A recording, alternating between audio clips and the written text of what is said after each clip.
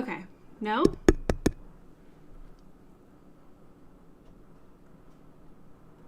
Audio input capture. Can you guys hear me yet?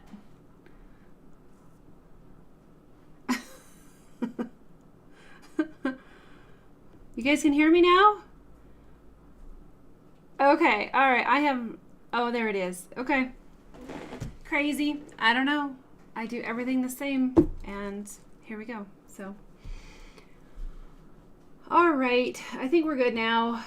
Let me go back to the top and welcome everybody. Hi, Michelle. Hi, Lisa. Hi, Zona. Hi, Mina. Zona, what size wood am I using? This is, I think it's 7 wide by 7¼ inches tall. So normally I do wood burnings with the live edge on the side. I didn't have any really good pieces for this other than something really big. So I went with just the, this one. I turned it so it's a little bit different, but it's about 7 by 7½, 7¼ But anyway, good question. Hi, Angela. Hi, Michael. Hi, Night Owl. Hi, Laura. Hi, Lori Lee. So Lori Lee, the pattern project for this is on Mighty Networks. I got it uploaded before the live stream. It's not the hand-drawn pattern because I haven't done that yet, but I'll try to get that one posted in there later as well. These little bugs that drive me crazy. Okay. Hi, Steve. We're doing well. Thank you. Hi, Mellow Yellow. Thanks for your patience with the sound. Thanks for the compliments on my haircut. I thought it was ready for a change. It's been quite a few years since I've gone this short with my hair, but it's a cut that I've had quite often, and I was ready to go a little bit shorter. I didn't mean to go quite this short, but I do like it, so thanks, guys. All right. Thanks, Mina. Oh, thanks, guys. Alrighty, so now you can hear me. Yay. I'm getting caught up to the chat. Hi, Estella. Thanks, Lisa. Awesome. Okay.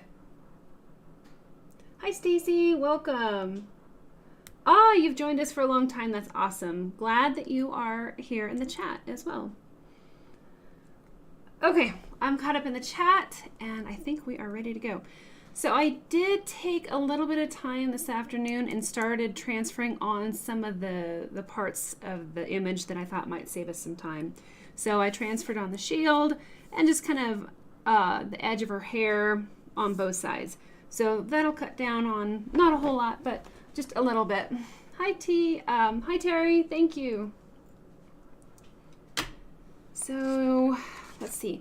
Whenever I transfer on an image, I always transfer it, or I always tape the image at the top. And you can see I've just started with this here. And then I always secure it on the side as well, because you don't want this shifting or moving, because that would be really bad, especially with something so intricate as a portrait.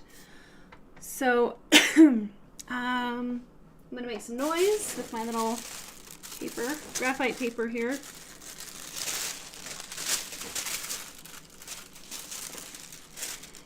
And we're just going to lift that edge and slide this up in there.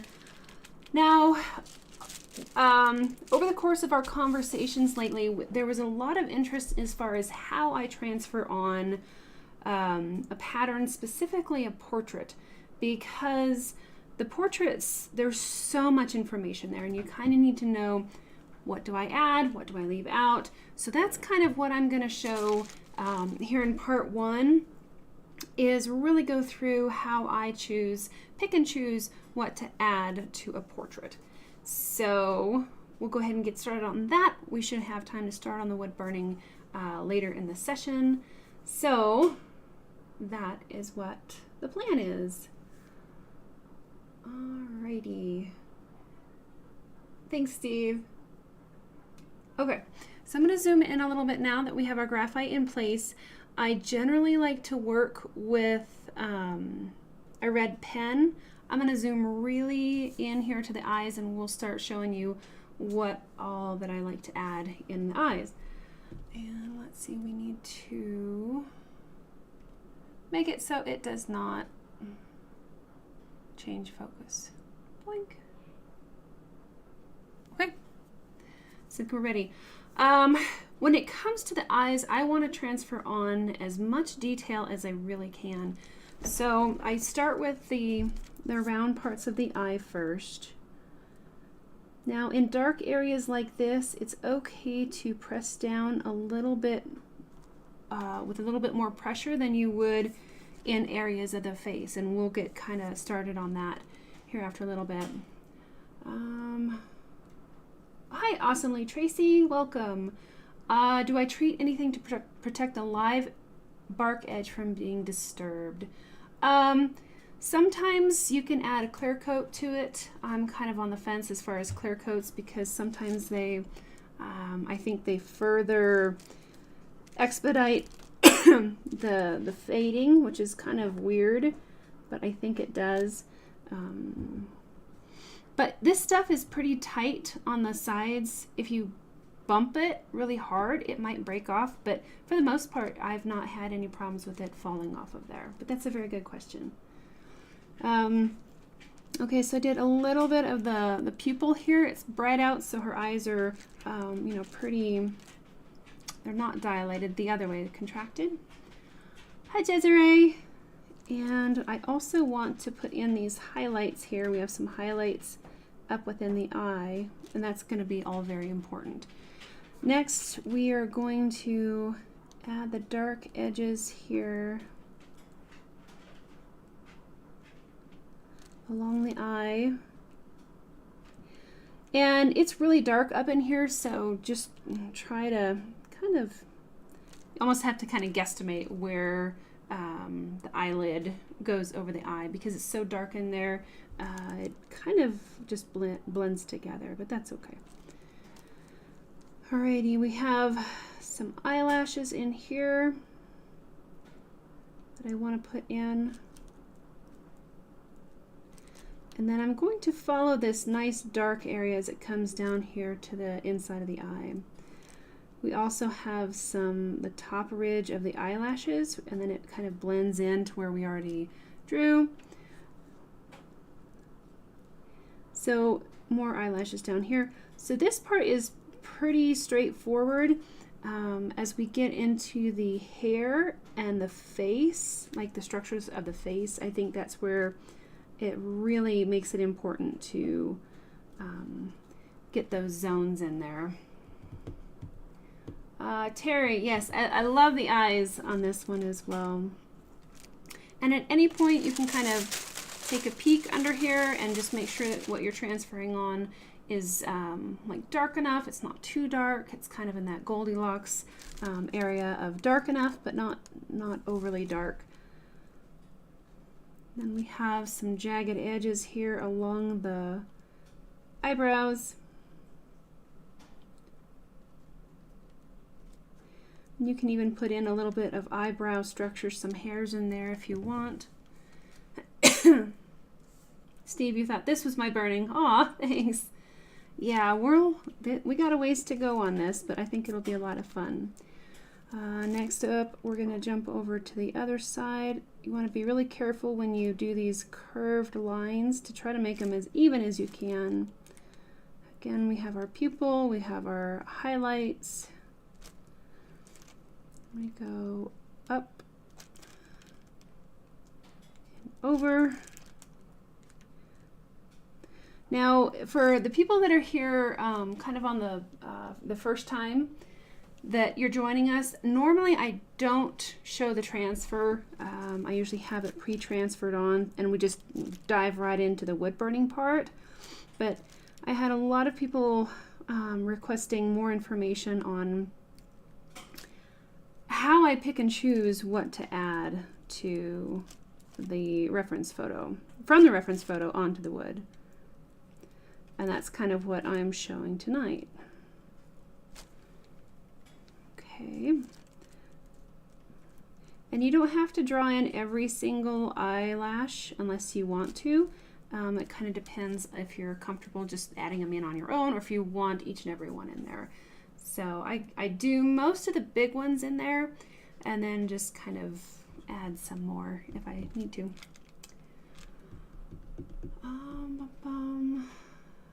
Let's see. Zona, you were planning to do a woman warrior for a large piece you wanted to do for an art exhibit in April. That is awesome. Thanks, Steve.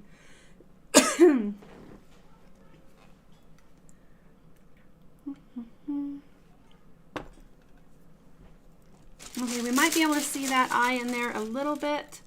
It looks pretty simple for right now, but we'll just keep adding on to it.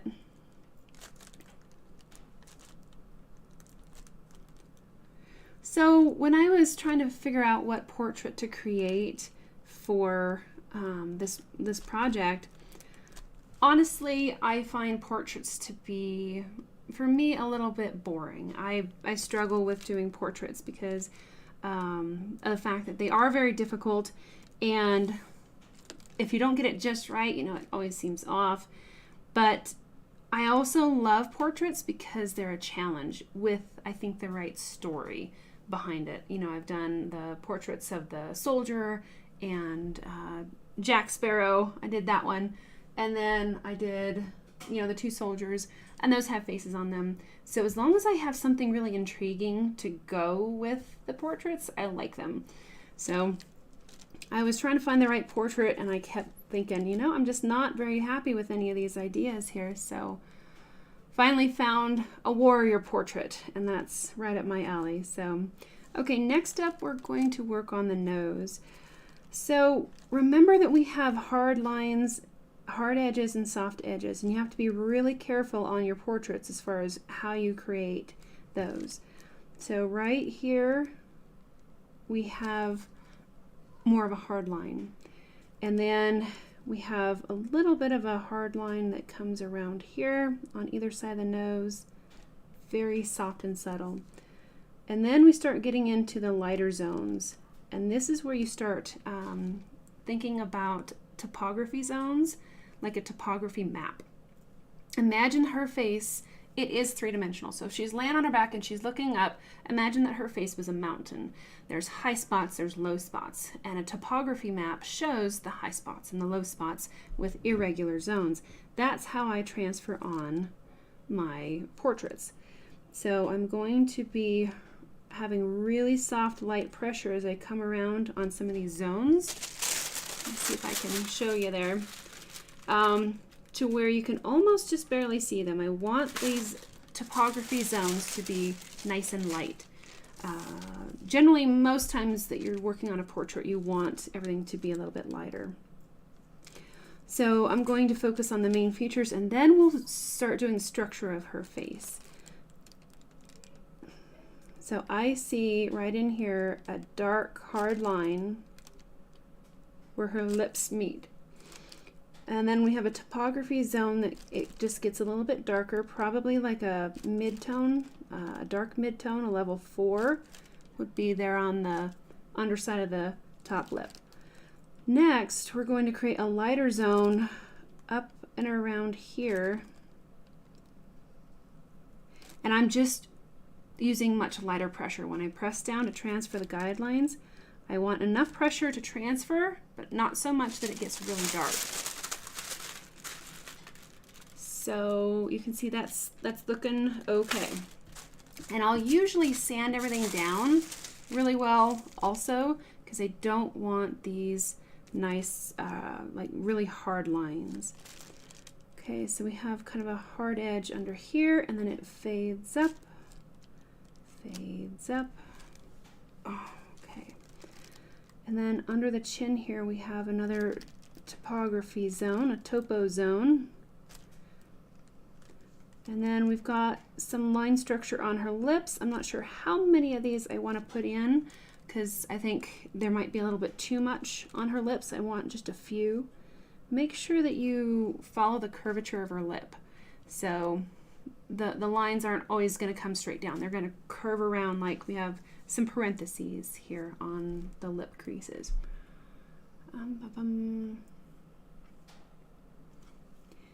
Okay, so then we do have a little bit of light topography zone right here, a little bit of a shadow, and then we can start working out on the structure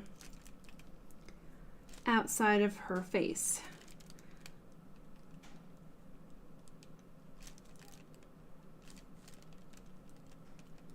And I'm going to start making rings, little topography zones there to where I can just barely see them. I'll probably sand them down anyway, but this is kind of how I get started. I find though if you don't press down quite hard enough, you almost don't have any lines at all, and you really have to stare at it to find out where you're at.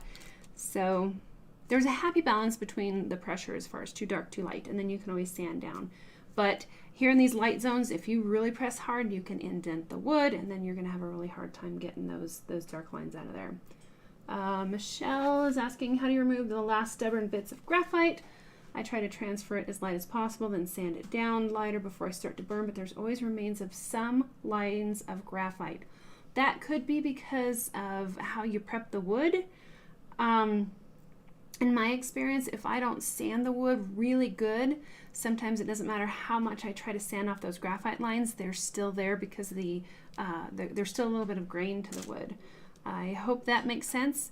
So you might have to sand a little bit more, or you might need to bump up to a higher grit sanding pad and go from a 3,000 grit sanding pad to a 1,000 grit sanding pad. Those are just some ideas that you can go ahead and try.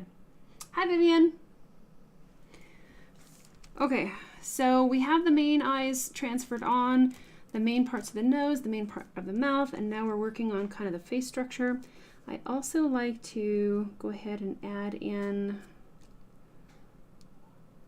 our basic face shape here.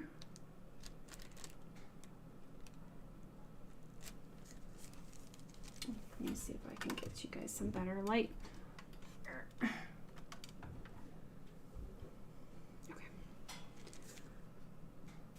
And me some better light.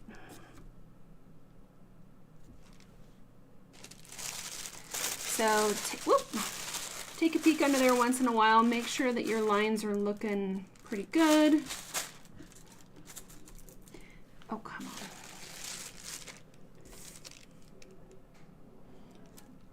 Okay.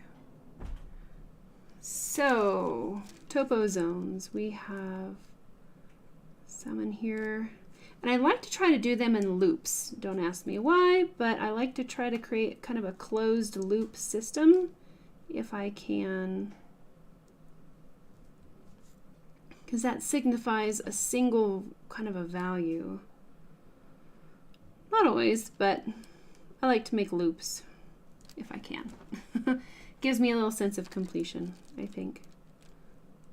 And so this is where you just kind of try to train your eye as far as the difference in values and try to pick apart like where those values might meet and just signify a line there. Now this part that I'm doing here now is very subjective to the viewer and how your eyes work and how you separate the different values. It's really pretty unique and pretty cool, I think.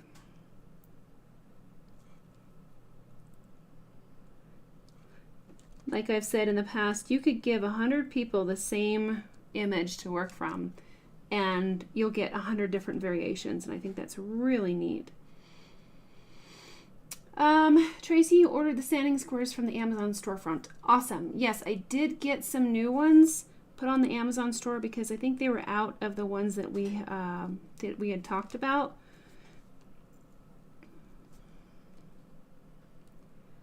But these lines here that I'm putting in can completely change the shape of her face. So I do my best to transfer them on as much, as accurately as I can based on my perception. I hope that makes sense.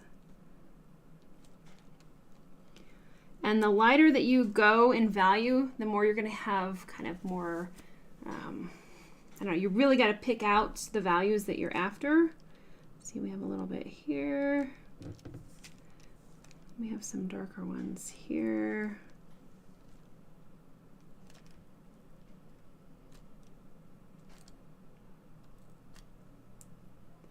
So I just try to look for any change in value, like a gradation or that sort of thing. Now she does have freckles. We can always add those in later if we choose to. So good time to double check. I can see my lines, so that's good.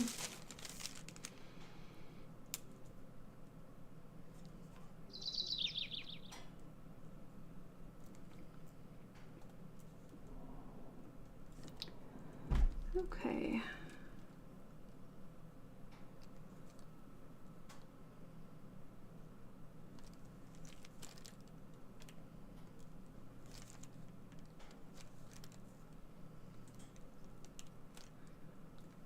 I'm going to zoom out maybe just a little bit and refocus. So my biggest tip for when you're transferring on portraits is really think of it as a topography map instead of a map of lines.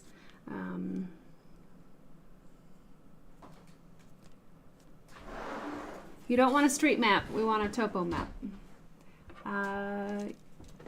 Yes, Terry, squinting does help to see the value changes too, absolutely.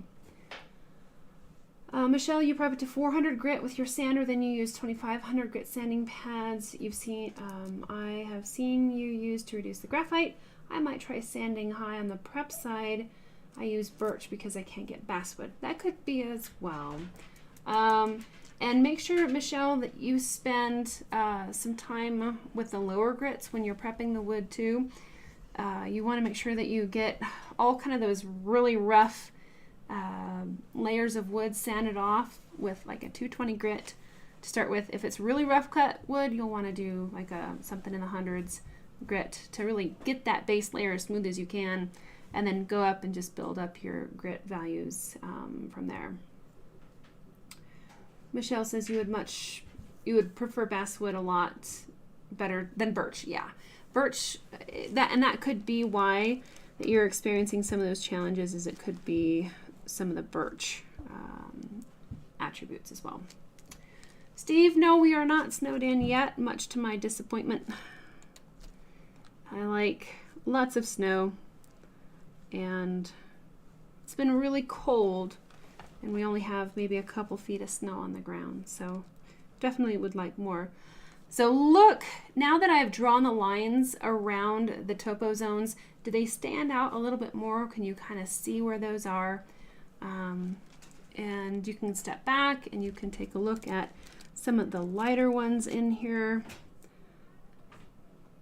And just kind of keep taking a look at it, make sure that you're happy with what you have. And then I'm going to start laying in some of the hair. I don't want to do a continuous line always. I can just kind of do some strokes here. But think of chunks as well. We're thinking about chunks of value here.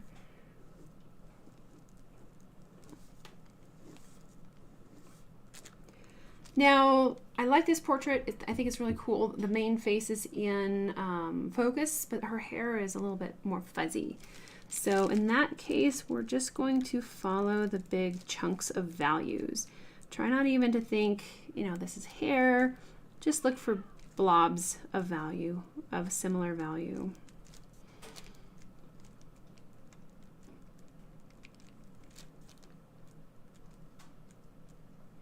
The hair can be quite abstract, so don't let it kind of overwhelm you, because just blobs of value. That's all we have to do with back hair.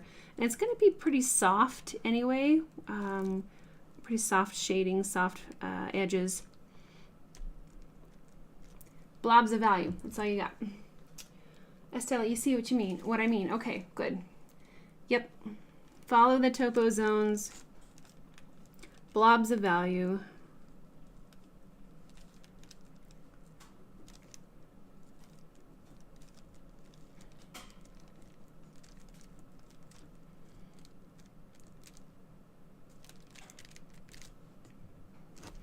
And then take a peek, see how we're doing there.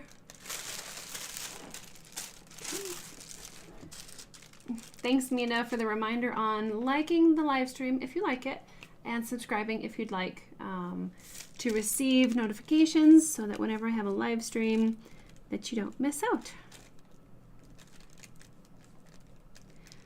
And then for our new people here, this is my 120th live stream, plus some extras, I think another 9 other live streams that are beginner based.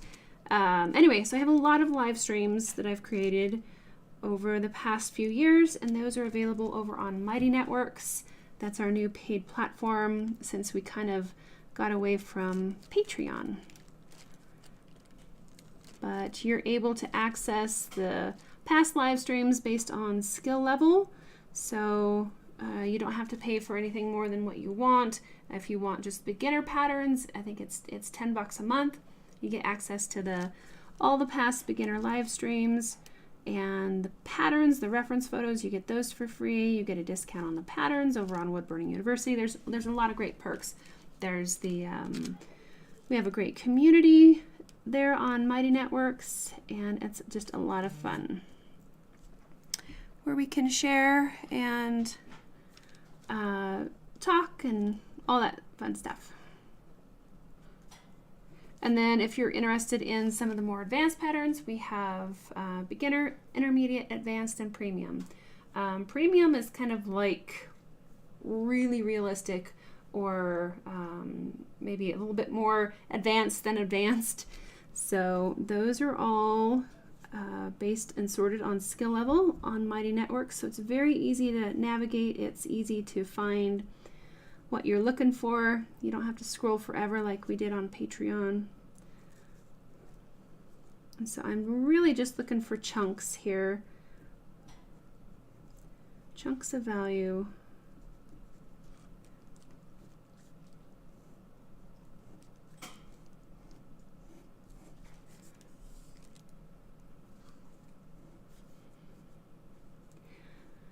And oh shoot, I'm sorry, you guys can't see what I'm doing. I gotta go down here. Yes, we do have polls, Terry, thanks, yep. And Mina, yep, project polls, member gallery, a video library, monthly discounts, free project patterns. There's so much there available.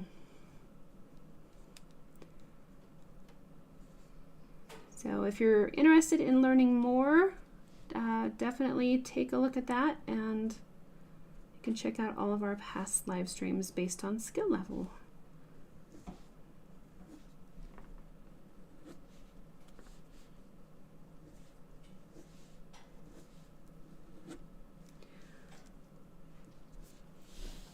So I was thinking about kind of putting in the topo zones and the hair beforehand, but I thought you guys might want to see a little bit of that as well. Something that I do is I don't burn every single tiny hair. You can if you want. I try to get the overall feel of the hair with the flow and everything, but you don't have to put in every single hair. So if you're nervous about doing a portrait and you're like, oh my gosh, they have so much hair, try to kind of break it down into chunks. You can always go back in with a knife blade or those little pointy things, an awl, technical term. You can use an awl to kind of scratch in wisps of hair later, and don't worry about doing every single individual hair. Larry, you're glad that I got away from Patreon. Me too. Yeah, it was a great place to get started and helped keep the lights on and pay the bills for a long time. But I'm glad that we found Mighty Networks because it's a much better platform. Yeah, Michelle, so much easier to navigate. Hi, Helen. Thanks, Mina. Lori Lise, you're glad that I did not do the transfer ahead of time. This is helpful. Cool, yeah. Most of the time, I'm just trying to expedite and get to the meat and the potatoes, but once in a while I will do a live transfer just to kind of help with those that are unsure on how to transfer stuff. The last time that I did an online transfer, I think, was with the hands. We did hands of a father and a baby hand, kind of given fist bump.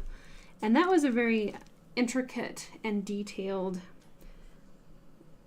image with a lot of topography zones like that as well. So I thought that was a good one.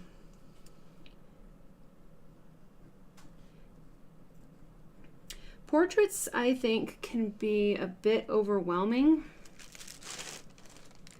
because there is so much information, and there's not a lot of hard lines to go with.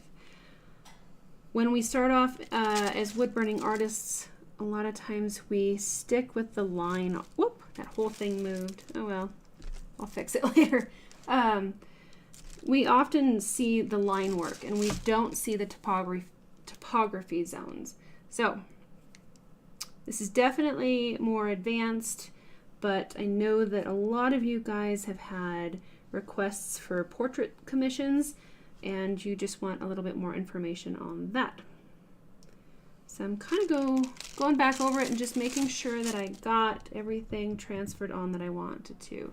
And see, that really didn't take too long. For an intricate pattern, 30 minutes with me talking. So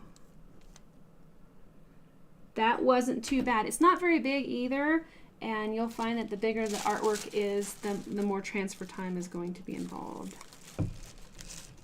Okay, so I'm going to keep it taped at the top. Let's zoom out briefly here to see the whole image. And then we are going to take a look and see if we have everything transferred on. Because it's always frustrating to realize, oh no, I forgot an eyeball or something like that. So, okay.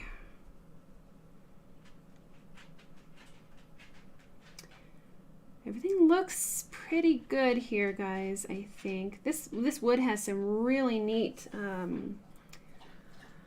grain to it. It's very neat. Mellow yellow. This is helpful. Good. Very good. No, Larry, this is one of my patterns that I created, so I think that I am happy with everything there so far. Okay, and then we just tuck our little tape things down. And like normal, I'm going to start with the eyes because the eyes are so crucial to get portrayed correctly. I think it's the most important thing. I see some people that like to leave the eyes for later to like be the final whatever that they create, the cherry on top of the pie kind of a thing. But I like to start with the eyes first. So I think everything looks good. Let me get rid of this. And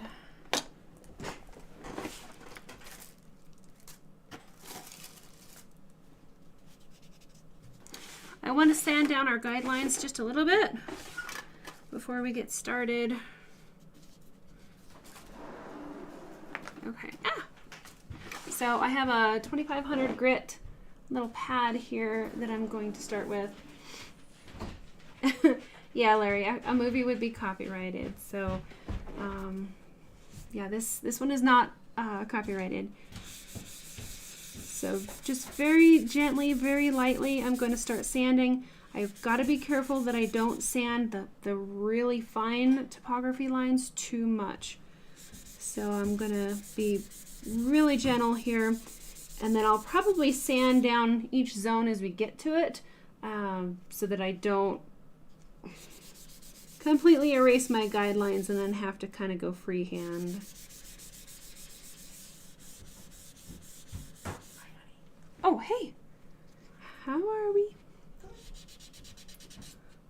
good. All right, well, let's get these eyes in first and see how it looks after that. Night owl, yes, eyes are the window of the soul, absolutely.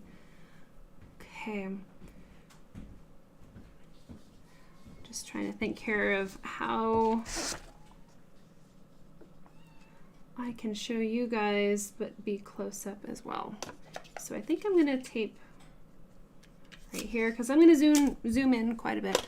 This is, 7 by 7, I think is a, it's an okay size for a portrait, but if you really want to capture the dynamic aspects of eyes, then you're gonna want to go bigger.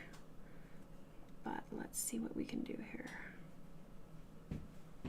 It'll clear up in a minute once I reset it. And that's too dark. Okay. That's too light. Come on, Goldilocks.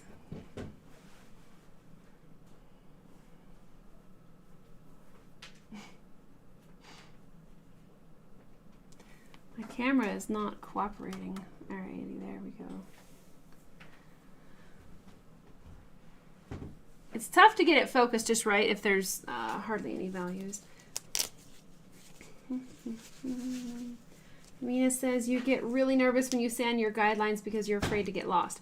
I agree. Another thing that I found, which is kind of weird, it seems like if you transfer on a pattern and you have some lighter lines and then you come back to it, say 6 months later, you forgot to keep going with it, some of those lighter guidelines are gone.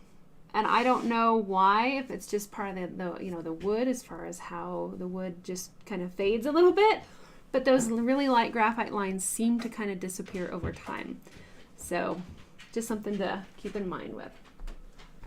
Zona is saying, what size do I like for the best for a portrait? I would say 8 by 10 works pretty good. This is close to it, but 8 by 10 is, I think, a pretty good standard for portraits.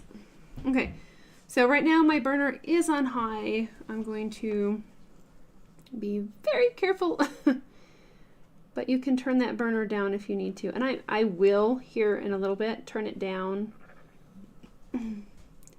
But first of all, I'm going to start with that really tiny pupil.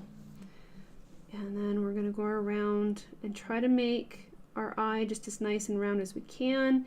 If you transferred your eye on a little bit wonky, this is the time to fix it. Turning the wood is a huge help when it comes to wood burning eyes and circles. In the interest of time, I'm going to try to keep everything as even as I can and not just keep turning the wood. But a lot of times I'll work on both eyes at the same time and just work on everything, vertical, and then switch it to, clockwise 90 degrees, clockwise 90 degrees, and just keep going around until I get everything done. Okay.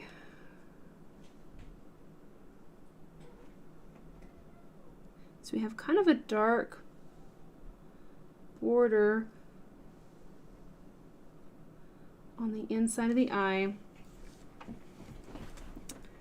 And I'm going to lightly burn around those highlights. And I'm blowing on the point because it is a little bit toasty right now. And then we'll start working on some of this other dark area. And this is not going to be as dark right now as it will be with the finished product, but we've talked about burning in layers. It helps to build up your values as you go. If you guys need to hold your breath, that's okay. I'll be right there with you.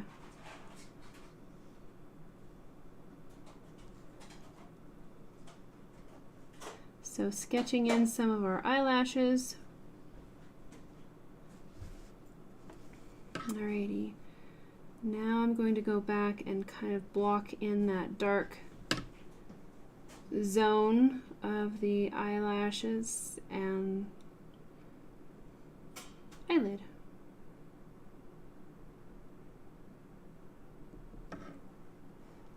Carrie, you're holding your breath. Me too.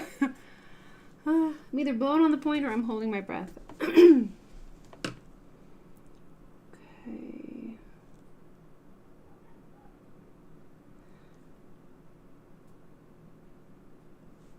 And I'm using the Versa tool with the shading point right now. If you guys don't like that one, you can pick the point that you're most comfortable with.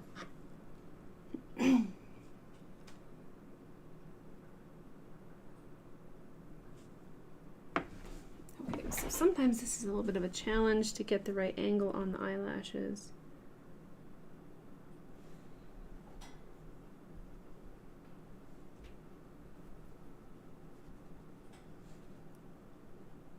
Now we did do a study of an eye, but it was close-up, really big close-up of an eye, like 5 by 7 inches for one eyeball and surrounding areas. So that was kind of fun.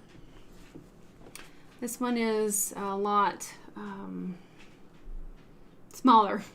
Smaller is more challenging, guys. You know, you're glued to the monitor and holding your breath. Michelle, you tend to start your burns extremely low, and you think sometimes I burnish the wood. Yep. It does make it difficult layer after layer. It takes a bit longer. I used to always burnish the wood too. I kind of, over the years, have gone darker faster just because I'm, you know, just gaining a little bit more confidence because I've done this before. I know what to do in this situation. You know, I've would burn an eye before, but I still do take some precautions as far as I don't go super dark to begin with. So here's our next layer. The other interesting thing about this is I'm burning pretty much everything is going to be cross grain instead of vertical, and I'm not sure how that's going to turn out because I don't usually burn everything cross grain.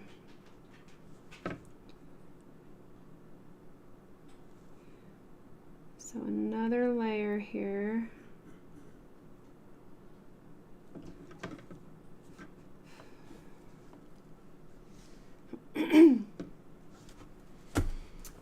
Night Owl, wood burning biology class? Sorry, Night Owl, I don't know the technical terms, so you get, yeah, some less technical terms. I don't know the exact, like every little piece of the nose and all that. Okay, so really light gradient on the eye. We want it darker at the edges and then they flick up towards the center. We want them lighter in the center. So you want to control your burner temp at this point. Turn it way down or blow really a lot on the point. Just be careful you don't overburn here.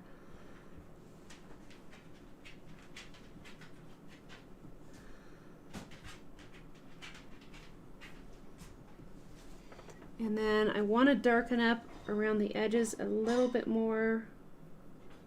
Try to capture the intensity of that gaze.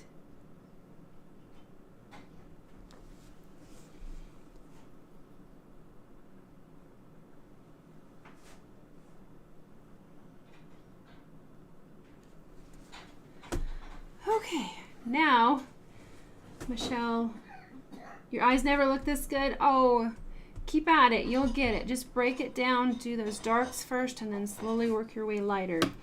And you'll get it. So everything is quite dark up here at the top.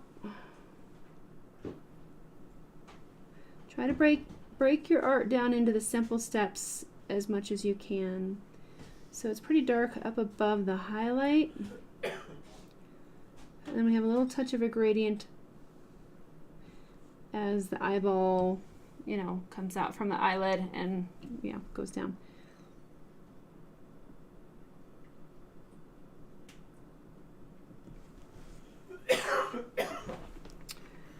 So sometimes it's helpful to clean up some of your edges if your eye is like the curve isn't quite as good. Okay. Next up, I want to probably elongate some of these eyelashes. kind of fan them out and taper. So as you go out, you want to make sure you lift off your airplane. Think of your point as an airplane as it lifts off of the wood.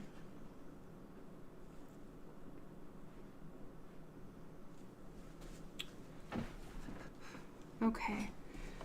So next up is an eyebrow, and I'll darken the white of the eye here in just a little bit as well. I just have to kind of stay focused on where I'm at with the eyebrows. Eyebrows are just, think about animal hair, fur, just those back and forth little motions. I want to keep them lighter to begin with. Make sure I get my the shape of the eyebrows outlined in.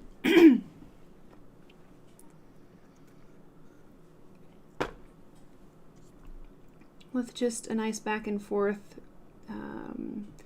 fur type motion.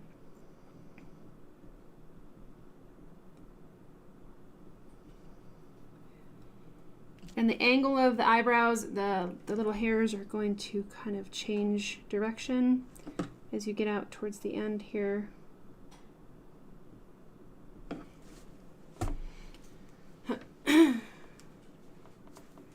Okay, so that's layer number 1.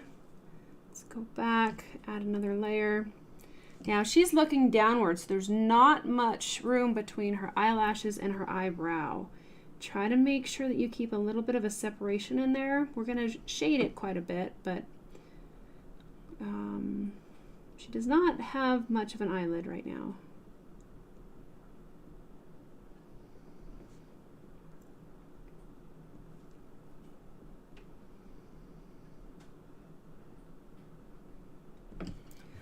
Okay, there's layer 2.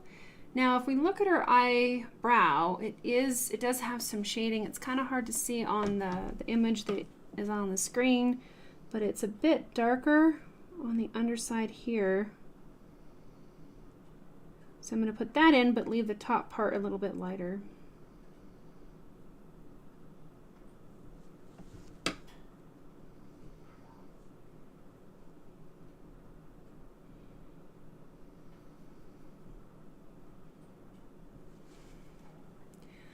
A lot of times my eyebrows tend to start very skinny. They start thinner than they should look. I do that because I want kind of that base structure in place, and then you start adding on some soft shading to make the eyebrows just a little bit fuller and bigger.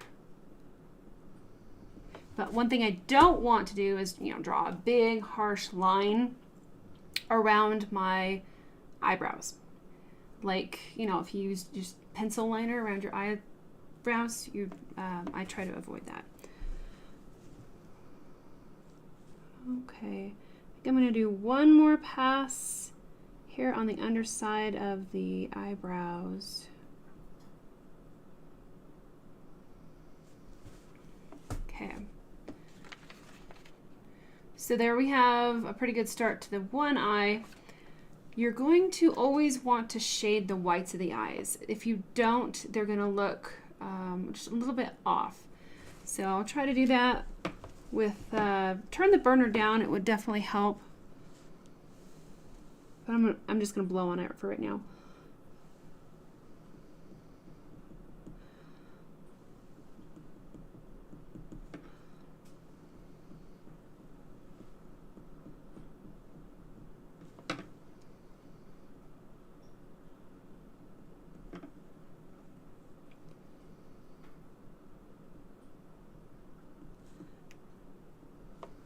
Okay, so it looks almost too dark, but I think once we add the structure of her face, it'll be okay.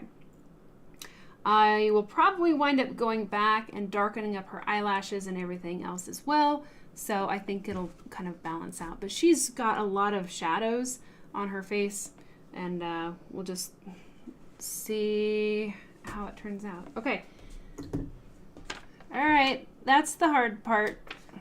Actually, no, the hard part is making the other eye look fairly similar. So sometimes I have to burn the other eye upside down or change it up a little bit just to get the right angle. Hi, TH. But we'll see what we can do here with the second eye.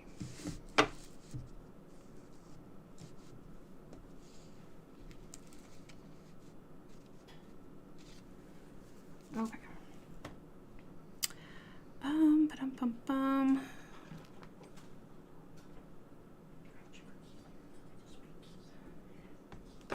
Okay. Hey, would you tell... Hey, hon? Yep. Would you tell Lex to tell her friend's mom that I'm on a live stream and I'll get back with her after 8? Okay. Okay, thank you. She's trying to call and Yeah, she's trying to message me about a plan tomorrow, so she just needs to know that I'm on the phone right now. Oh, okay. Or, you know what I mean. I'm unavailable. I'll get back with her after 8. Okay. So hopefully you guys can still see all this here. And we begin again. Start with the center part of the eye.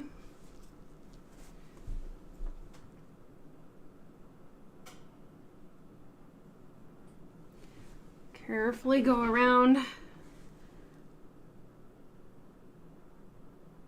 the outer edge of the eye.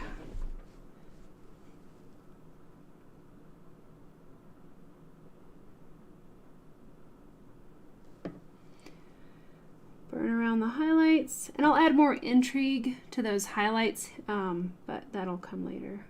You just put in some vertical lines, and then it looks like there's trees or something in the highlight of their eyes.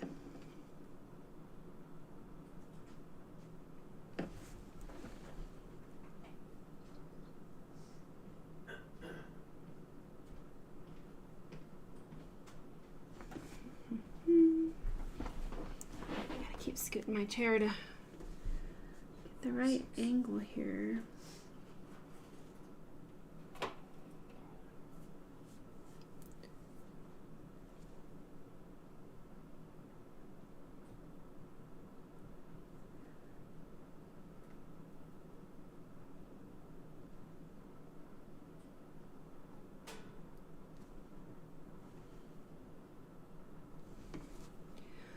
Okay, a little bit of a border around her eyeball.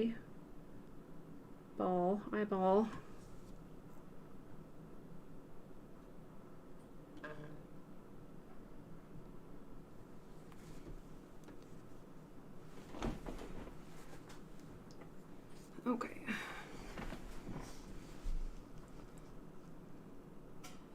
So I usually try to do 2 lines here. One's, you know, like you get the water line in there.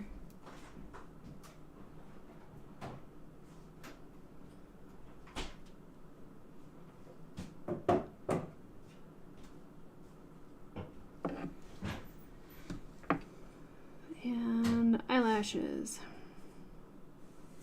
And I try to kind of vary the length of the eyelashes, some long, some short. Again, that's going to have kind of a parenthesis effect. You don't want your eyelashes coming straight down or straight up. They need to have a curvature to them.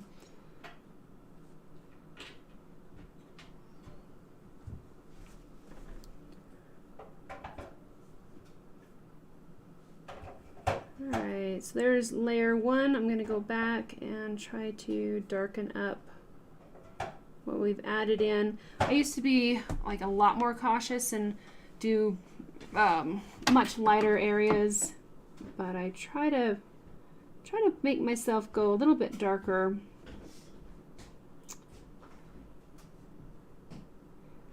Sooner.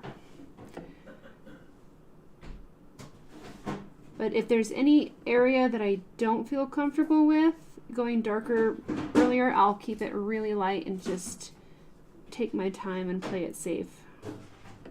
Especially with something tricky like a portrait.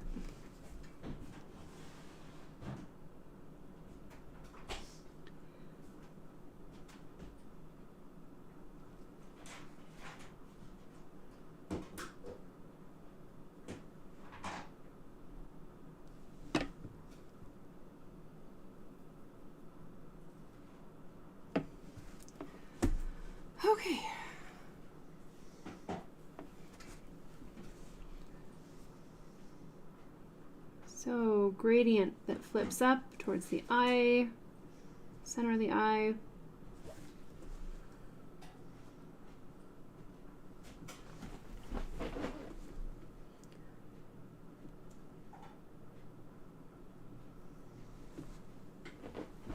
And then we have that nice gradient from the top down.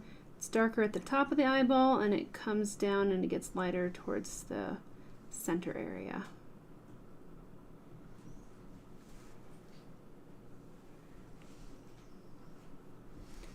Okay. I'm going to add a little bit of a, I'm not even sure what that's called, but a little thing on the inside of your eye. Again, not a biology class, I'm sorry. I don't have the technical terms. Okay.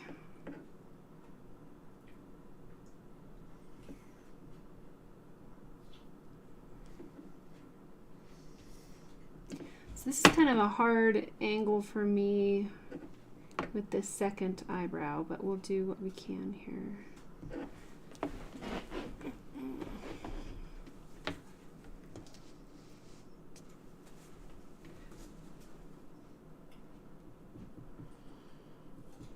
Everybody's so quiet tonight.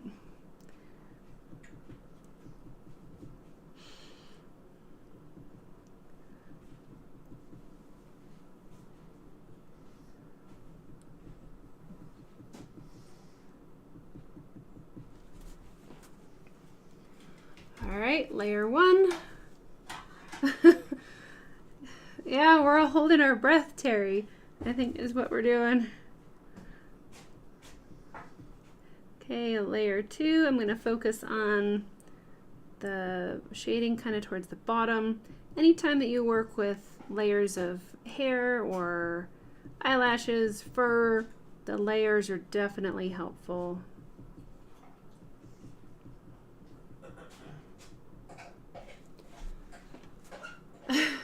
You're barely breathing, Mina. Okay, mesmerized by the eyes. You're concentrating. Awesome, Mellow Yellow. Oh, Nido, you're working too. Awesome.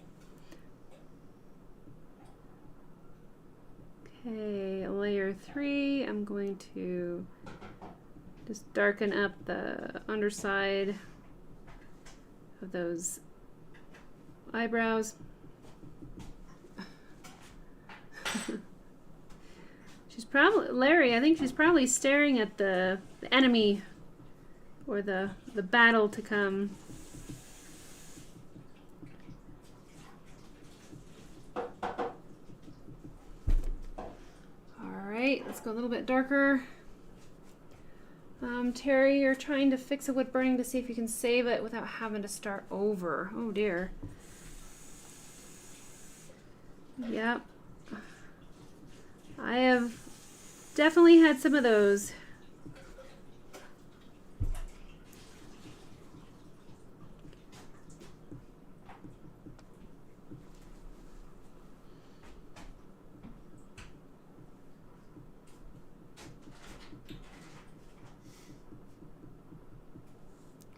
I think we need to go just a little bit darker here.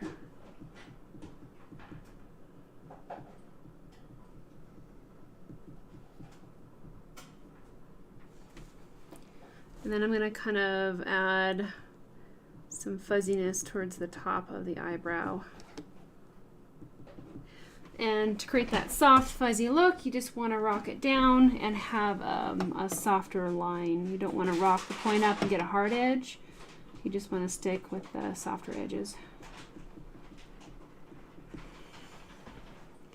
Okay, next, let's see.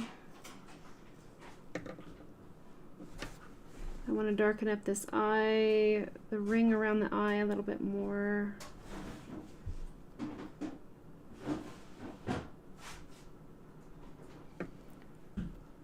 I think it's the camera angle. I think my eyes are okay. I know sometimes when you guys are looking at an angle, the circles look a little bit more sideways. Blend out that line. with some gradient.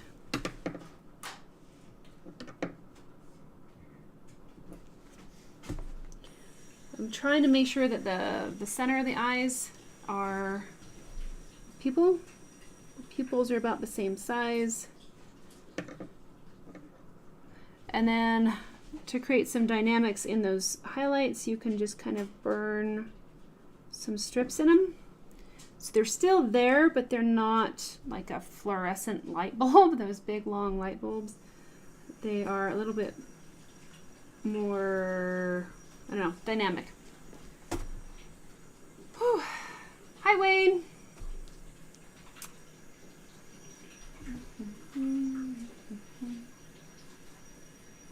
Michelle, if you're working from a really old reference image and the eyebrows aren't overly clear, would you still look at doing similar to what you're doing? You can. You don't have to put in quite the texture. You can just make them a little bit softer.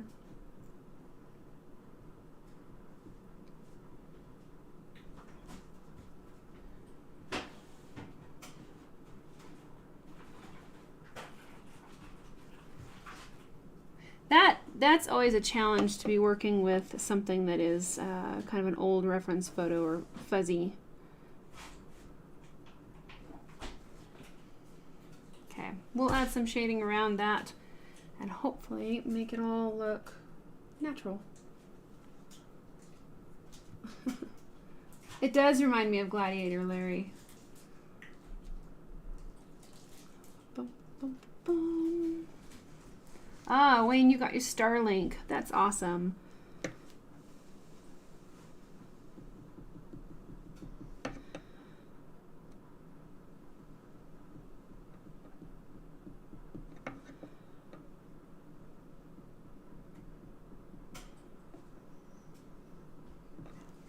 All right. Let's see. So you can see I definitely have more of a struggle with working on this side. I'll see what I can do to make these better. But we'll shade around them and we'll keep going. Okay. So there's our eyes. I have kind of some different like routes that I would take with a portrait. I could either stick with the eyes and start developing the shading around them, which I think is usually one of my favorite ways to go, because then I get more of a completed finished feel with the eyes. Or you can bounce around to the other main subjects, like if you're really afraid of doing wood burning of lips or the noses and you're not sure if it's going to turn out, I would go directly from wood burning the eyes to your next biggest challenge, whether it's the nose or the mouth or whatever like that. Then you don't wind up wasting time shading areas, and then you can't get the mouth quite right, if you understand what I'm saying. I think I might just go ahead and start shading around the eyes because that's what I like to do. And I'll try to get her eyes a little bit more finished. Let's see. And this is where I start folding my reference photos. Okay.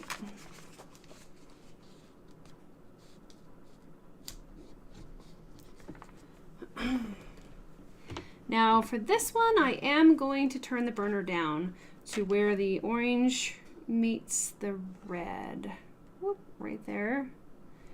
That will give me a lot more control in these lighter topography zones. The lighter zones, you want a really soft, buttery, smooth point. You don't want anything with hard edges or burrs or dents.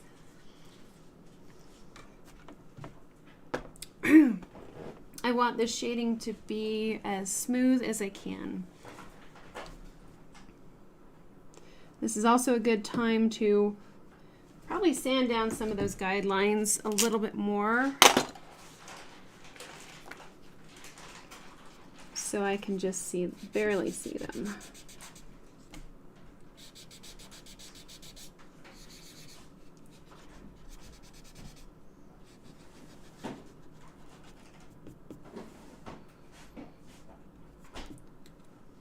And that's the tricky part about portraits, is that the lighter zones, you want your guidelines almost invisible to where you can barely see them.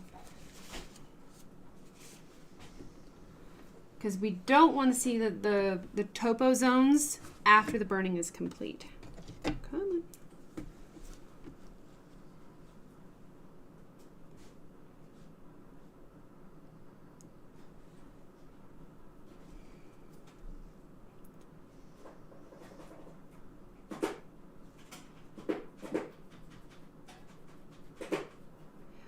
And I generally start with the darker topo zones and then go to the lighter ones.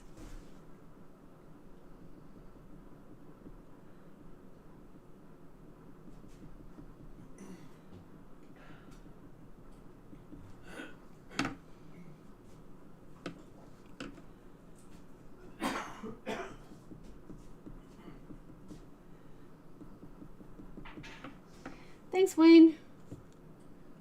Terry is asking, how do you get a burr off of a wire tip? Sometimes in order to get those burrs off, you might have to sand it a little bit aggressively, and then just once you get the burr off, then start increasing your grit size and just sand it down finer and finer and finer. If you have a really big damaged area, especially on a wire point, sometimes you may have to replace the point. But I would definitely try sanding it with whatever grit will get the job done without going too extremely coarse, if that makes sense, because you don't want to really over scratch them.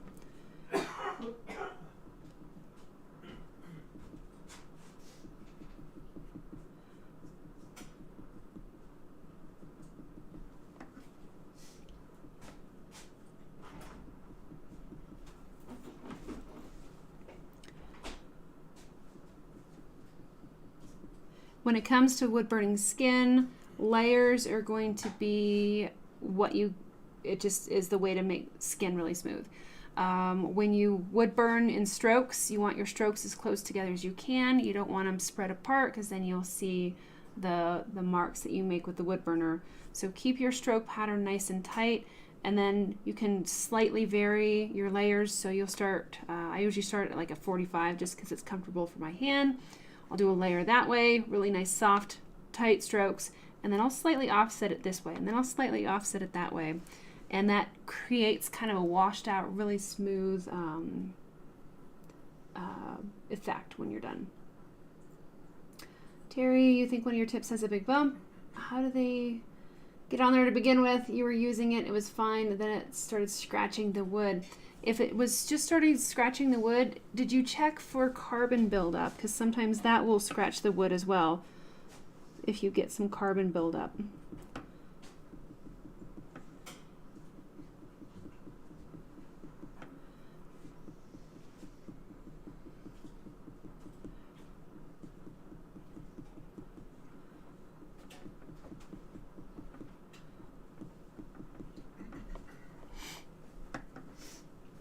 I've dropped points before and had them hit a really hard floor and completely bend them or scratch them really bad, which is always a bummer.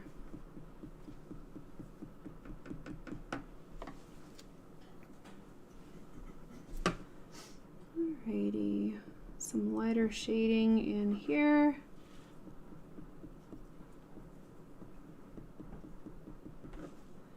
I think I want to soften that lower eyebrow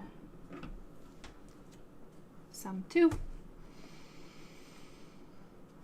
Terry, you turned the heat up quite a bit to see if it would burn off and nothing happened. You have carpeting in your room. Okay. Yeah, that's interesting. You might just turn the burner off and let it cool down completely and inspect it, see if there's a burr or if there's the carbon buildup. Sometimes if you get too much, then it won't burn off.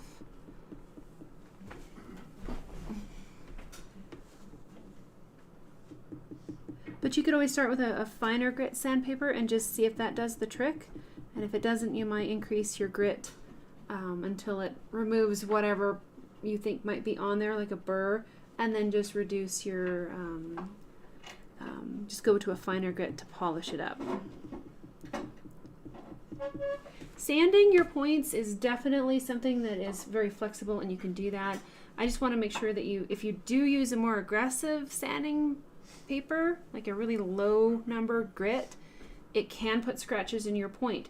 If it does, you're just going to have to follow up with more sanding, increase the size of the grit number. So like 100 grit is really rough. Okay, it'll take chunks out of all kinds of stuff. 400 grit is really fine. So it seems kind of weird, but the higher the number goes, the finer the grit is for your sandpaper. For those just getting into sanding, if you haven't done much, that's kind of the explanation of the number system.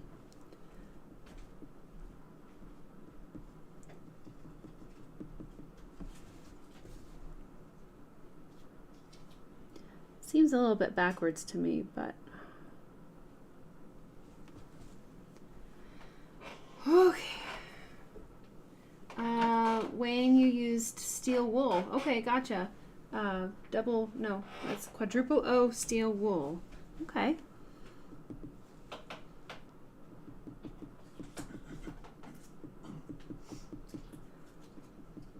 So whenever you start burning these topography zones, you can see that I'm using a really soft, fuzzy approach around the topo zones. I don't want to outline the topo zones with, with the point.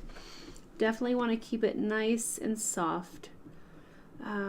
This is a more advanced live stream, so in the past we've talked about soft edges and hard edges and how to get that. If you're new here and you still have questions on that, give me a holler and we can kind of go over that a little bit more. So you can see as I'm shading under her eye, we're kind of losing some of the eyelashes on the bottom.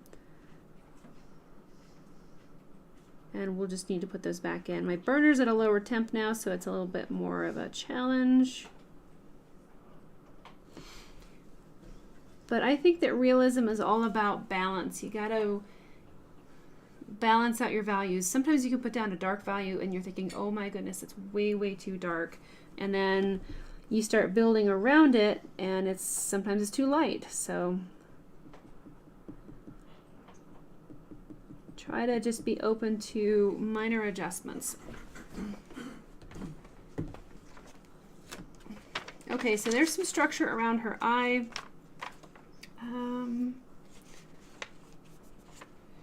We might go across the bridge of the nose, but I really like to get that initial look captured before I move on to other stuff.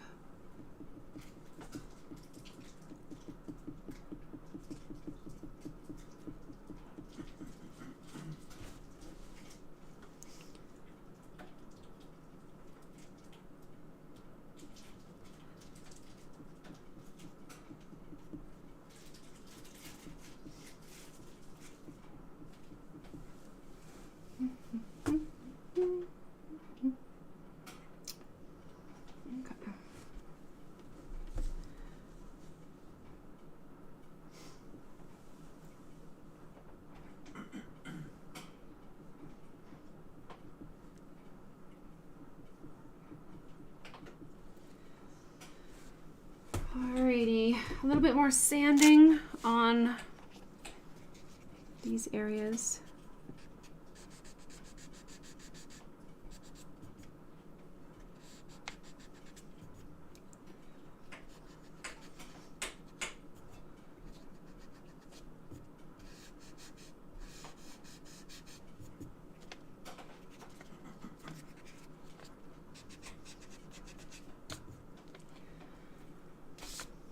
Let's see. Mina says, now that you darkened the area around her eye, the white part doesn't look too dark. And that's the thing. Yeah, absolutely. When I first put it down, even I said, oh gosh, that might be a little bit too dark. But I know that once we start building the values around it, and it's that the white of the eye isn't right next to the unburned wood, it should balance out. So if you get nervous and you're like, oh no, I went too dark, just give it some time and allow yourself the opportunity to just practice and learn. and see if you can you know, work out that problem. Once you get the other values in place, those eyes might still be too light, and I might have to darken them up as it is.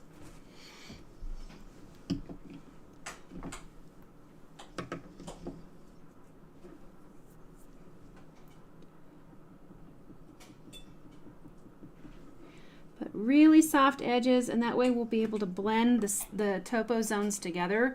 You want a little bit of, you know, separation of the values, but you don't want a hard separation.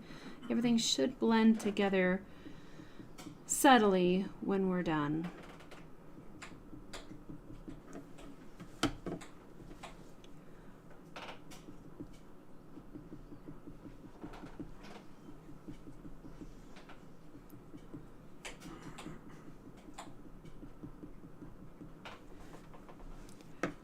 So I kind of did a little bit more of a vertical angle in that area. I'm going to come back at a slightly 45. Just offset your shading strokes, the angle of your strokes, and then you can make a much smoother blend to your shading. Thanks, Wayne. Thanks, Mina.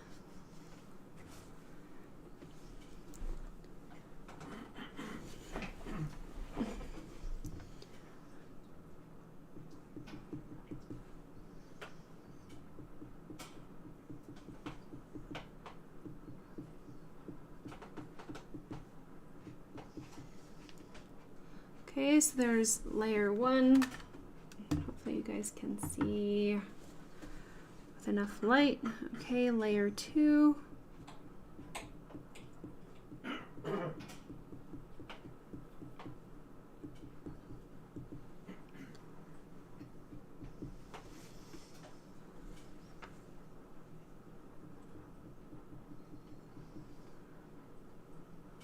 Okay, I have some of those darker topo zones in place. Now I'm going to add some soft shading to tie everything together.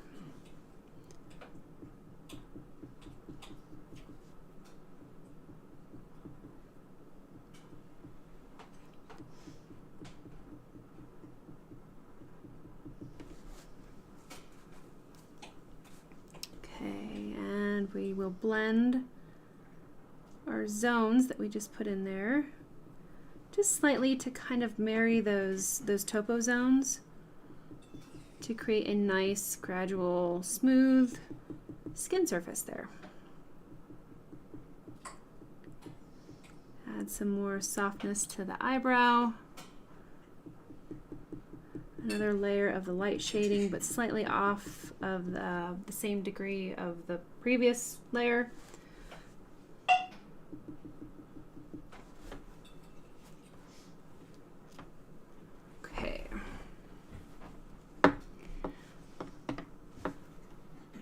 So this is a, you know, it's a good start. There's always room for more layers, I think.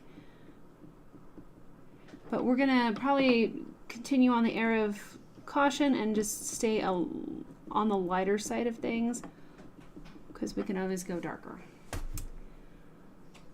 Wayne, you're hoping to get some more videos done for your channel now that you have a good internet connection. Awesome. Yes, that definitely helps.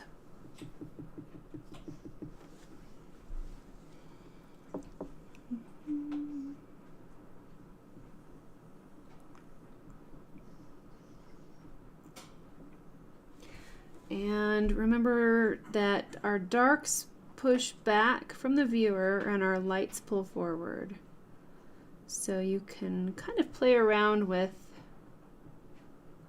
how dynamic your project gets. Again, her face is like a topo map, like a mountain laying on its back. Her nose would be the peak of the mountain because it's the highest. It's going to be the lightest. So when you think about portraits, think about a mountain on its back, and everything usually at the very top is lighter, and then it proceeds down and you get darker the farther away things are. Like the area under the lip is going to be darker. The creases around her eyes are kind of like valleys. So hills and valleys really lay into the topo zone idea if you can.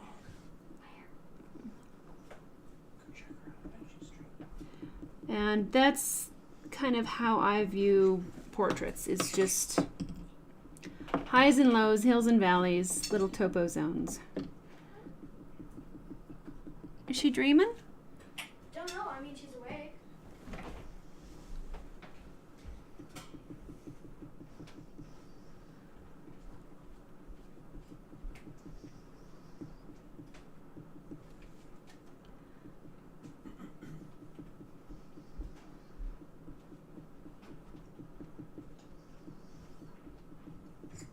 And there's a good chance that we're going to have to, you know, come back like we normally do, touch up the eyes and push those darks a little bit darker, and then go back to that foundation of darks, then do the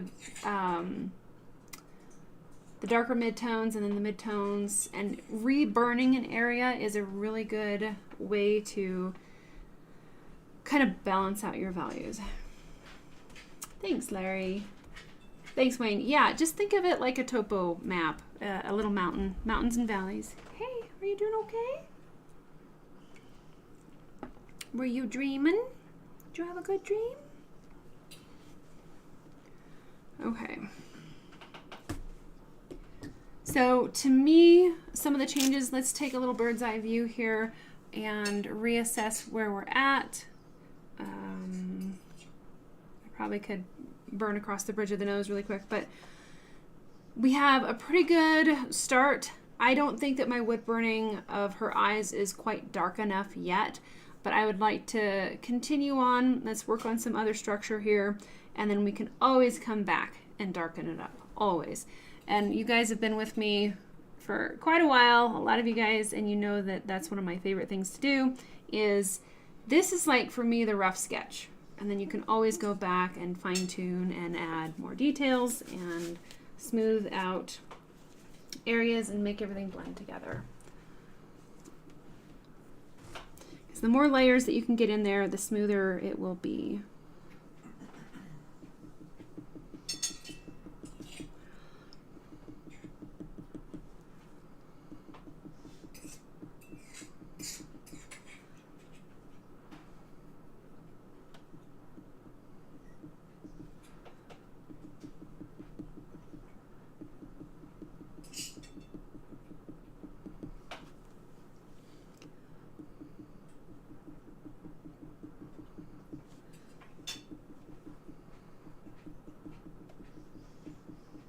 And I am still blowing on the point because these areas in here between the eyebrows are really quite light.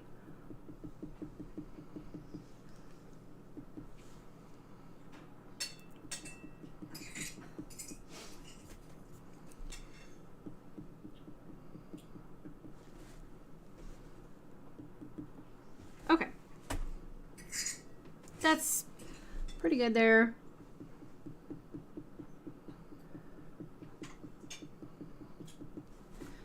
Let's move on now to the lower part of her face and some of the other main features. Okay. Let's see. We start with sanding to lighten everything up here.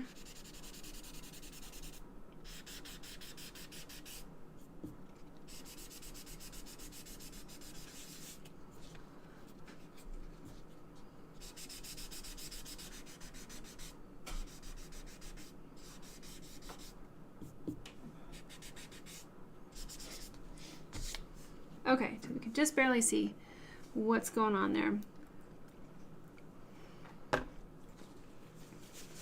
Okay.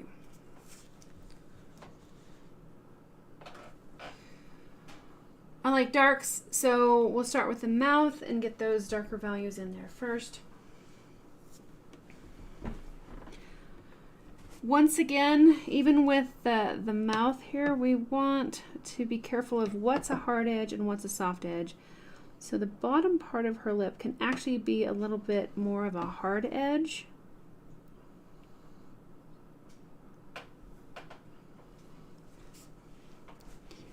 And then as it goes up, we want to blend everything in and make it nice and soft.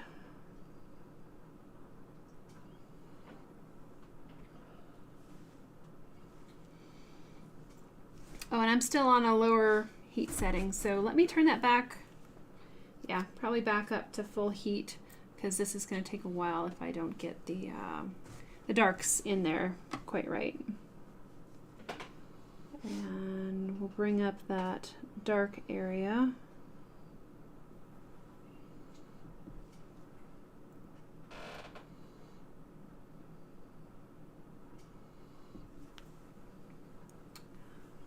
Laura says, what grit of the sandpaper are you using to sand down the lines? That was a 2500 is what I was using there. Sometimes it just varies as far as whether the lines are going to come off very well or not, and you just try to kind of dial in the right one, but that's what I was using.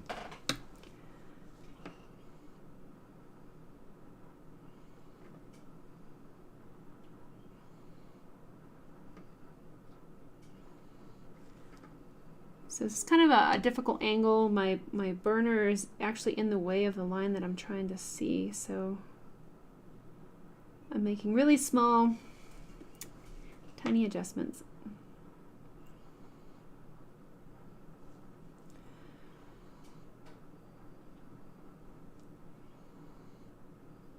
Bringing the dark areas up.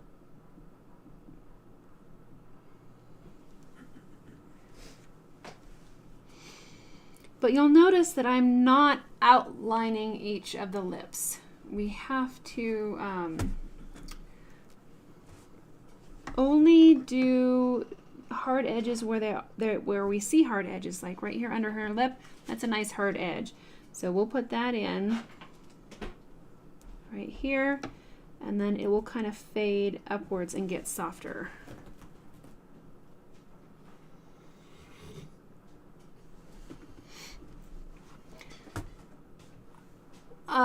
Something that I made a mistake of when I first started, especially with portraits, was outlining the main features. You know, outlining the lips and outlining the teeth. She's not smiling, but if she were, we don't want to outline each and every tooth. We want to stay focused on lights and darks, hard edges and soft edges, and that's what we really need to focus on right now. Steve, you had cataract surgery on your right eye yesterday. You can see now. Wow, that's an amazing turnaround from just yesterday. That's great. Night Owl, you struggle with the mouth area. Yes. It's easy to struggle with this area because it's so three-dimensional and so many different shapes and everything. So you're going to want to put a nice hard edge under that main lower lip, and then everything comes out from there and it gets soft.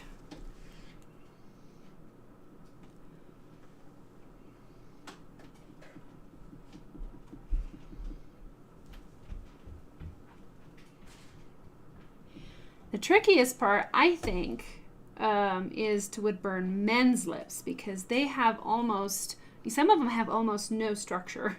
They're smaller and they're lighter. If ladies have lipstick, it makes it a little bit easier to wood burn because you have more values to work with. But men's lips can definitely be a challenge.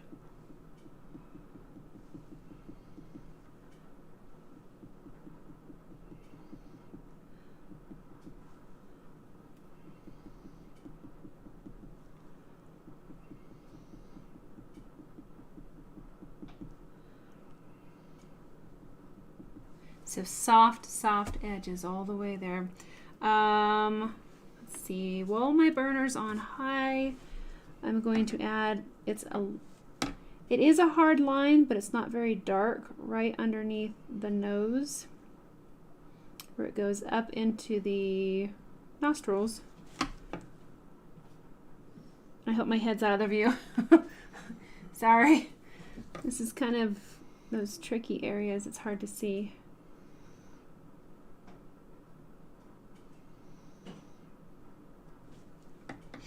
So there's my hard edge for right now.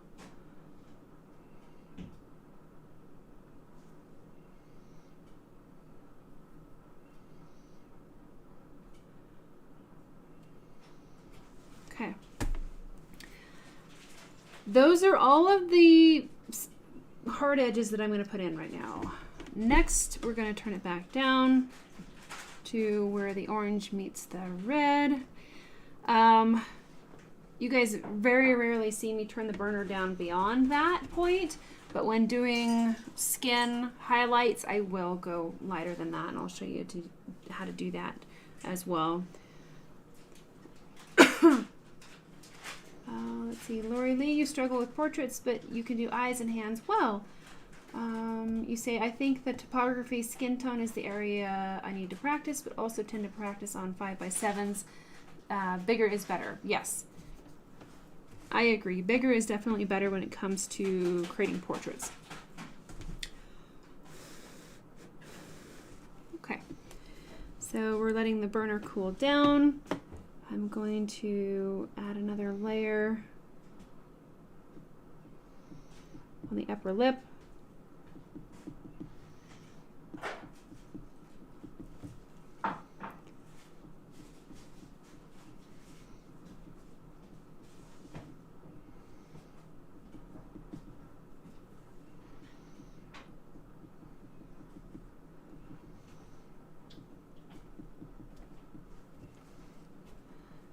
Okay. Alrighty. I find that it's hard to wood burn a light area unless you add structure of dark around it. So I'm going to continue building the darkness here around the lips.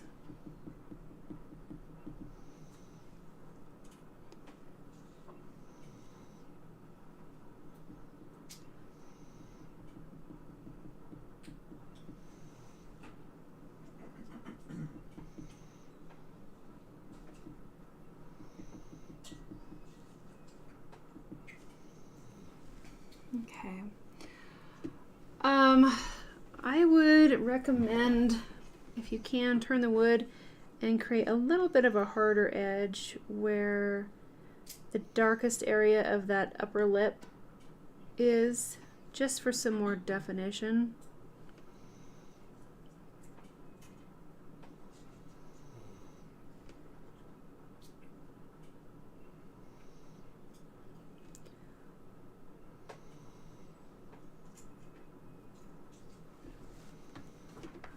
I think that helped. Okay, next let's, I think I sanded my guidelines off, but we're going to add the curvature lines of the lips.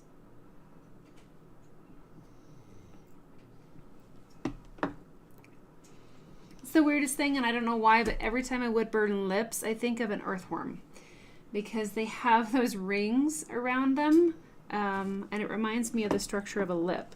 So if you think of an earthworm, I don't know. If it helps, cool. If not, don't worry about it.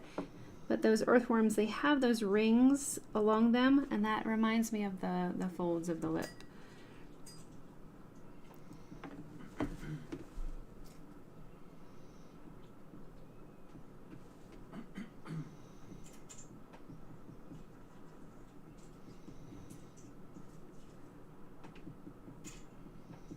And this is our sketching phase, so everything needs to be nice and light. I did take one of the lines kind of more straight down, and I didn't curve it very much. So I can fix it because we did everything really light. But if you go in and you just start drawing a hard line with these lip creases, then you might have a hard time fixing them if you get them too dark.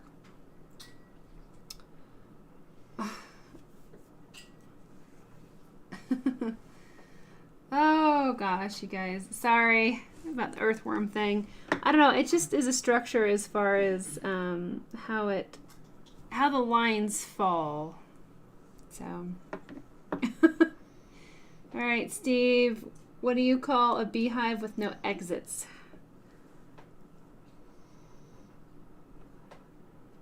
not sure.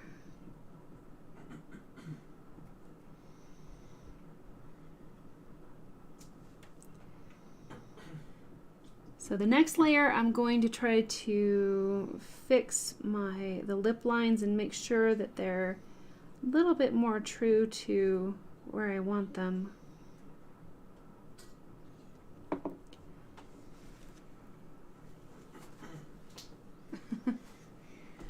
Okay, some shading at the top.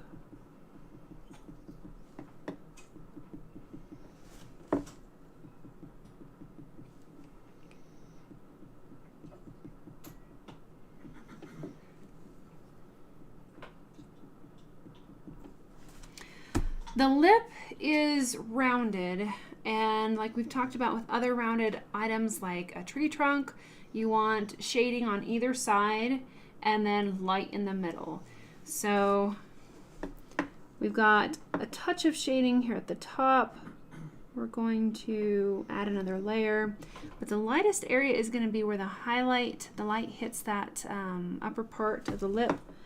We need a soft gradient at the bottom of the lip. Just kind of do an upward motion.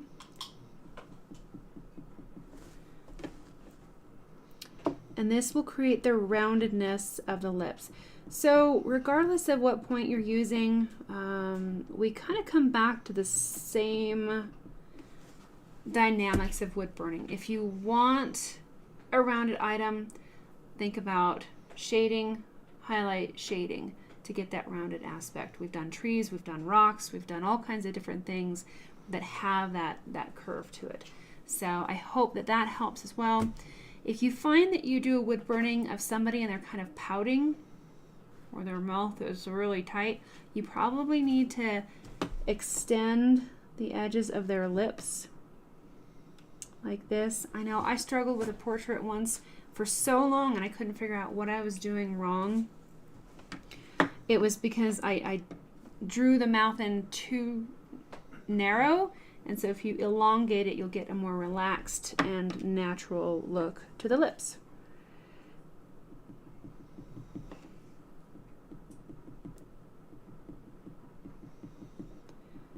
I am adding another layer of shading. Are we in focus here? I guess we are. So a beehive with no exits is called unbelievable.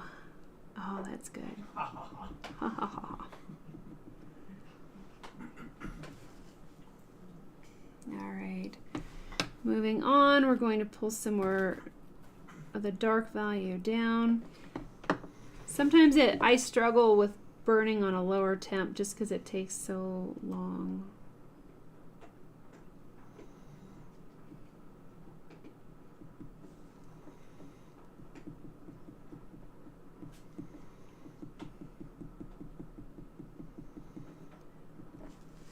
Okay, well, let's see.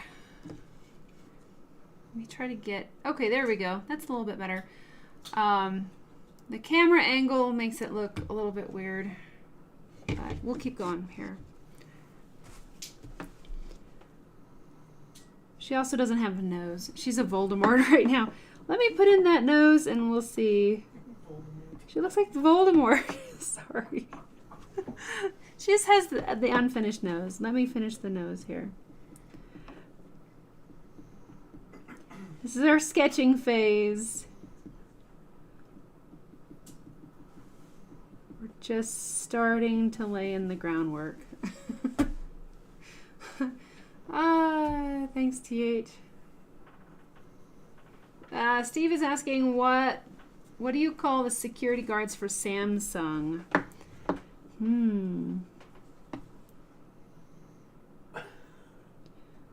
I don't know.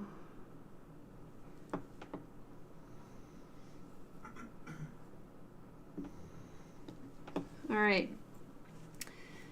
So we are going to put in our little topo zones around the nose. These are going to be a little bit softer edges. They're not going to be near as harsh as the shadow under the nose.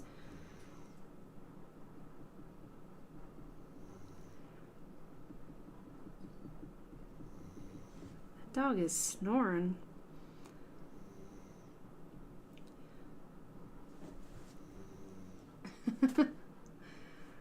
Oh, thanks, Larry. Looks like her nose is running. Yep, it does. We'll we'll blend that out too. That's a shadow there. Guardians of the Galaxy. Ah, there you go, Steve. That's a good one.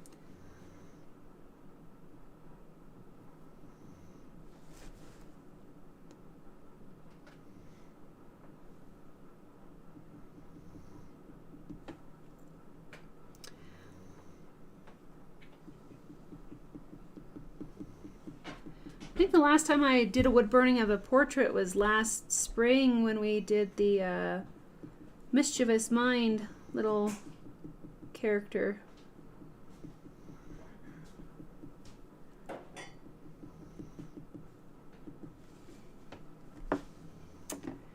Okay, so next up we have the under shadow of the nose itself.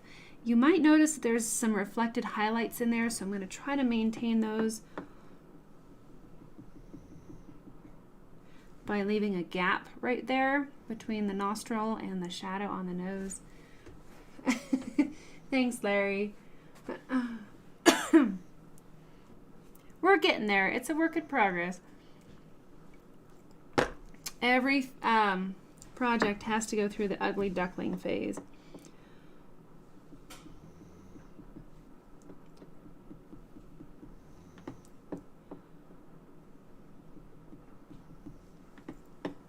Very soft shading in there, very soft edges, but that under highlight there I think is really cool, something that I like to add in. So there's layer number 1. Go back, keep that soft shading aspect. Here is layer 2, and then you can start kind of blending upwards.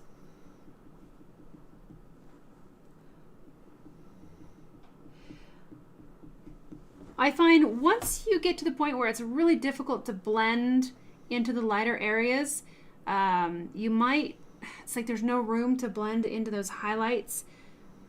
You're as light as you can go and there's no room to create the highlights. I think that's a good sign to go back to the basement, back to those foundations, darken your darks again, darken your darker midtones, darken your midtones, and then build up from there.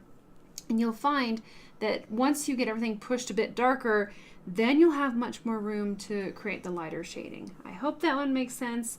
I think what we've done so far is really too light, and then I have no room to expand my shading. Hope that makes sense. So I'll just need to go back and darken things up, and then that'll give me the room to put in the lighter values.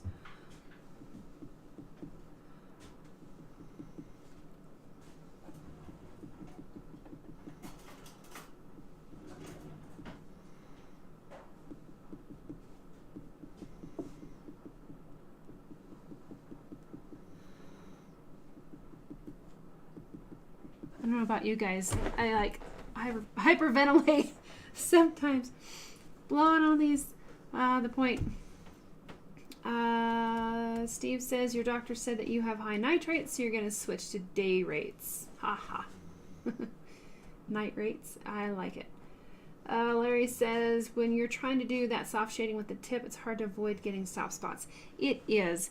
I think sometimes when I'm doing the lighter shading, no, I do the back and forth. When I have a gradient down at the bottom that I'm trying to blend upward, I'll do a flicking motion upward. And that helps prevent those stop spots. If you start your point, when you set it on the wood, if you put it down in a darker area and then flick upward or downward, either way, it will prevent that stop spot from being like right in the middle of the nose. Because if I were to start here and blend down, I would have a stop spot. So on these gentle, really gentle gradations, I start and I set my point down in the darker areas and then I flip upward. I hope that helps. Yeah, the airplane stroke is important. And when I have bigger areas, I can do that back and forth. But when I'm in tight areas like this, I want to set and then swipe, set and swipe. Because then that helps to prevent those stop spots.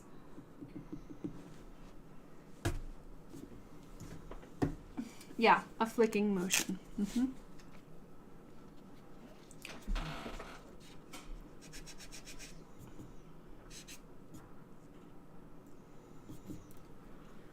Okay. So, okay, that's, you're looking more straight on there. We're getting there. Okay.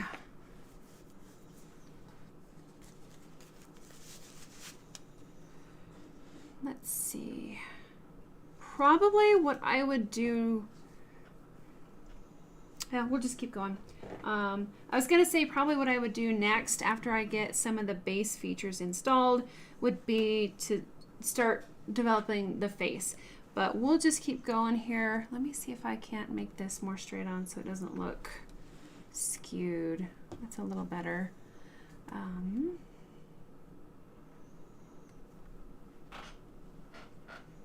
Okay.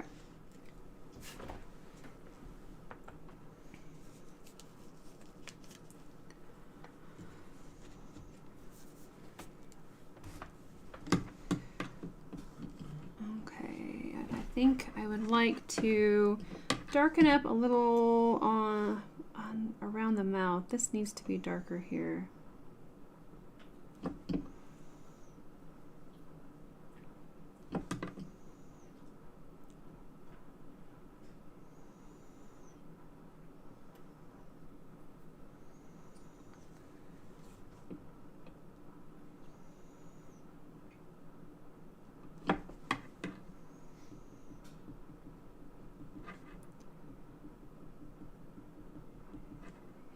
See, right now I'm doing a little back and forth motion. It's almost a kind of like stippling, that dot slide, dot slide, dot slide, to get into these tinier areas.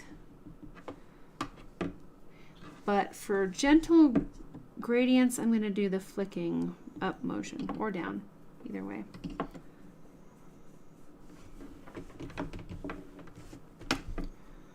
And let's darken the shadows of the mouth.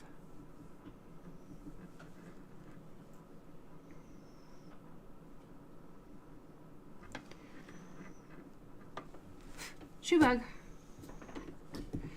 Let me see if I can create a little bit more shading around the mouth and make that look more finished.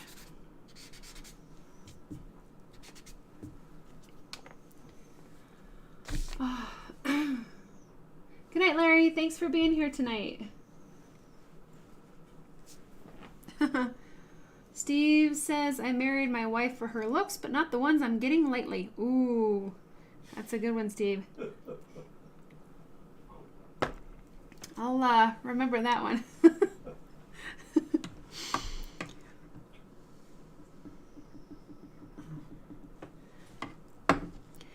Now the rest of the structure around the lips is going to be built with soft shading.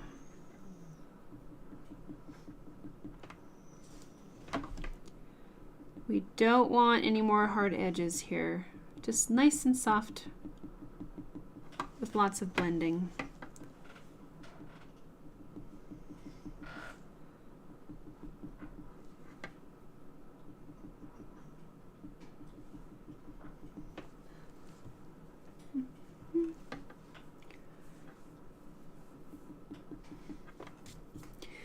I think it's really important. You see me kind of swiping the wood from time to time.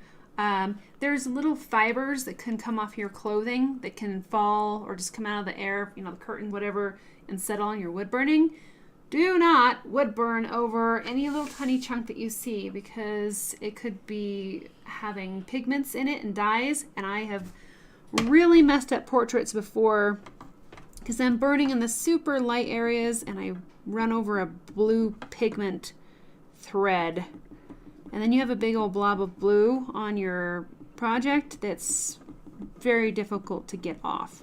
So if you see something that does not look like it should be there, get it off of there before you run over it with your burner.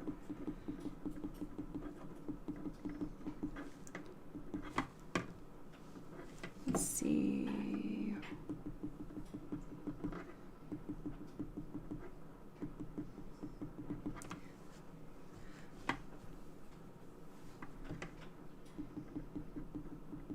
Just gonna try to get in some more of these topo zones here, but we're getting pretty close to our time.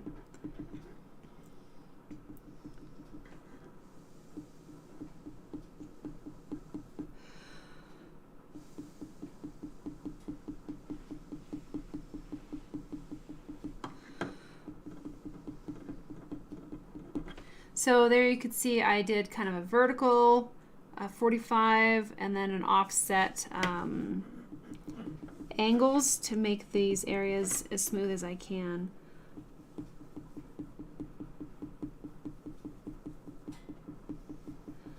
Layer 1, offset, layer 2,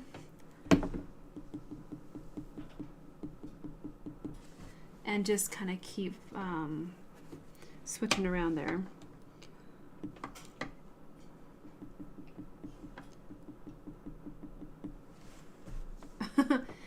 Yeah, I'm right there with you, TH. This one, this class went by really fast.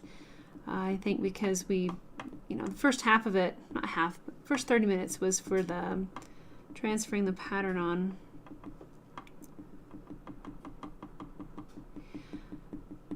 But if you want to try creating portraits, then start with something, maybe not as complex as this one. This one is pretty complex. Even just break it down and get a picture of an eye and create a wood burning of just an eye. Practice the eyes until you're feeling pretty comfortable with those. I think that's one of the most important things to learn, are how to wood burn eyes, because you really can capture the essence and the emotion of the person. Portraits as a whole, like we're doing now, can be very overwhelming and very daunting. So break it down into sections. Work on eyes first, then noses, then mouths, however you want to break it up. And just start making some studies of those and figure them out. Play with it. Make them really big so that you can see all the details. Start with a really high quality reference or pattern and see how much detail you can fit into something like that with just a study, focalized. Then, branch out and just take a snippet of a section of hair and try that. I think that will make portraits a lot less scary. Yeah, see, I think her mouth is still a little bit too tight, like closed in. So we just need to elongate on the sides here and make it look more relaxed. But we have a long ways to go on this one. It is a really good start, I think, on a complicated subject. We have the main features outlined. Okay, let's zoom out and take a bird's eye view here. Focus. So there we go.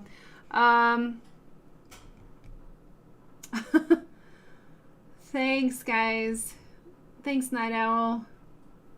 Mina says the transfer was really helpful in understanding the topography of the face. Cool. Awesome. I'm glad that was very helpful. I kind of was just going really fast here at the end to fill in some areas, but next week will be the 24th. I'll be back here again then, and we'll probably go back and touch up some of the things that we've already done, really expand on the values. I want to get this jawline and everything around her face put in so that we have more structure to the face as well. Like I said, if I'm going to burn something light, I want kind of the dark areas in there first. But this is a lot of fun. And so far so good, guys. Okay. Let's see. Thanks, Laura. Thanks, TH. Thanks, Mellow Yellow. Thanks, Mina. Thanks, Terry.